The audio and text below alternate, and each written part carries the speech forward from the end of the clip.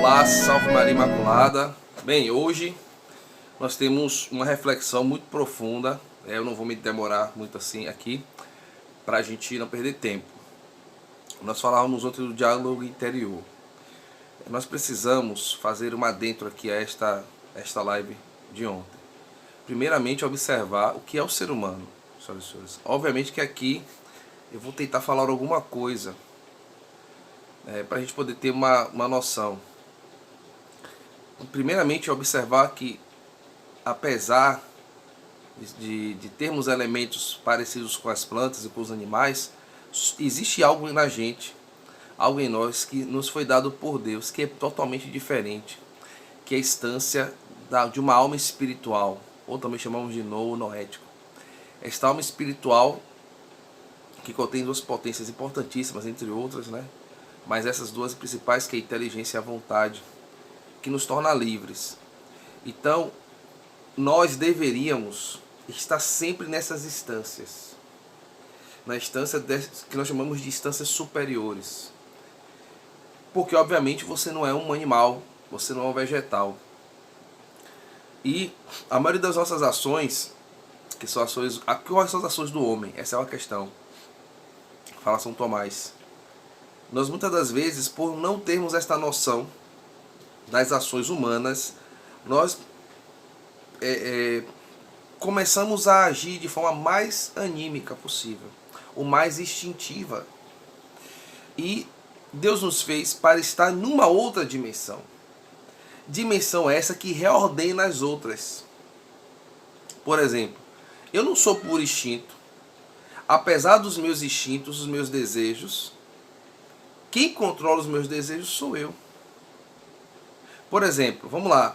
Você pode estar aí, sei lá, você está fazendo a penitência, o jejum. Obviamente que virá o desejo fisiológico de comer. Virá também o desejo de desistir do jejum, mas você decide contrário a essas instâncias. Por quê? Porque você é senhor de você mesmo.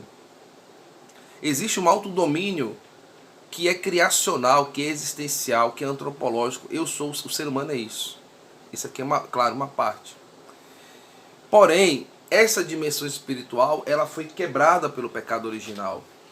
E por isso, as outras instâncias da nossa vida, a dimensão dos nossos sentimentos, até o nosso corpo, parece que de vez em quando está, ou quase sempre, em desacordo. E o pecado desordenou isso. A vida da graça, ela atua na nossa alma espiritual, reordenando essas coisas. E ao reordenar a nossa vida espiritual, automaticamente todas as outras instâncias da nossa vida que estão numa unidade, eu estou falando aqui de forma separada por uma questão pedagógica, elas estarão também sendo ordenadas. Por isso Deus age sobre a gente de forma plena. Obviamente, por essa raiz do pecado original, nós precisamos responder à fé por conta da liberdade, que Deus não nos criou robôs, nos criou livres para amá-lo e para rejeitá-lo. Por isso que a natureza, ela contribui para a graça. Espero que vocês tenham entendido bem isso aqui. Caso não tenha entendido, aí coloque aí o comentário e a gente vai aprofundar essa parte. Porque o diálogo interior requer isso. Outra questão, que eu acho que é muito interessante, o que é o sacramento? O sacramento é esta questão invisível de Deus que se torna visível no tempo. A ação sacramental, que é uma ação que é de Deus, que é por Espírito, ela age na nossa temporalidade. Mas nós também temos, por que age? Porque o sacramento é só para o ser humano, porque essa instância está em nós. Nós somos o ser que está entre a eternidade e estamos também na temporalidade. A nossa alma espiritual, e é isso que nós somos, ela está entre essas duas realidades.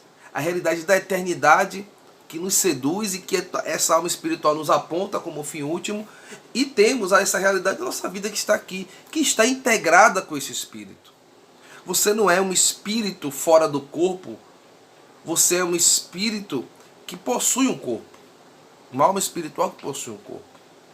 Então as outras instâncias, elas são também importantes, e elas deveriam colaborar, estar ordenadas por esta instância superior. Assim Deus nos fez. E foi isso que o pecado original desordena. Porque desordenando esta instância da alma espiritual, desordenou nosso relacionamento com Deus, deixou quebrado e desordenou nosso relacionamento conosco, automaticamente também com o próximo. Tá? O sacramento é este remédio que vem dar este antivírus, né, para a nossa alma que estava ali manchada pelo pecado original. E que, obviamente, quanto mais consciência a gente vai tomando, quanto mais vai adentrando as verdades da fé e vai assumindo esta verdade, que não adianta só conhecer, mas assumir e viver, nós vamos nos aproximando de Deus e a nossa humanidade vai se reordenando, porque a vida da graça vai agindo de forma mais livre. Tá? Então, a nossa dimensão da experiência, a nossa experiência, fala Aristóteles, ela acontece pelos sentidos externos, nossa experiência pelo contato, que passa pelos sentidos. Nos primeiros momentos da nossa experiência, ela é muito sensitiva. Porém, esta primeira experiência que é sensitiva pelos órgãos dos sentidos, que é pelo corpo, por exemplo, a fé vem pelo ouvir, você escuta, mas esta palavra vai até a alma. Ela precisa chegar a este noético e este noético precisa se expandir sobre todo o nosso ser. E aqui é interessante porque tocando este noético, eu preciso utilizar da potência da inteligência, de inteligir, pensar esta fé e automaticamente decidir por ela. E aqui, estando na instância superior, eu preciso ter essa noção, tá? Eu vou pautando a minha vida por isso. E aqui por isso que diante das tentações você decide pela graça. Quando temos consciência das verdades de fé, que não é apenas uma obediência a regras. Obedecer às regras sem consciência é um ato anímico. É a reatividade de uma concessão social. Mas compreender as verdades que estão presentes ali.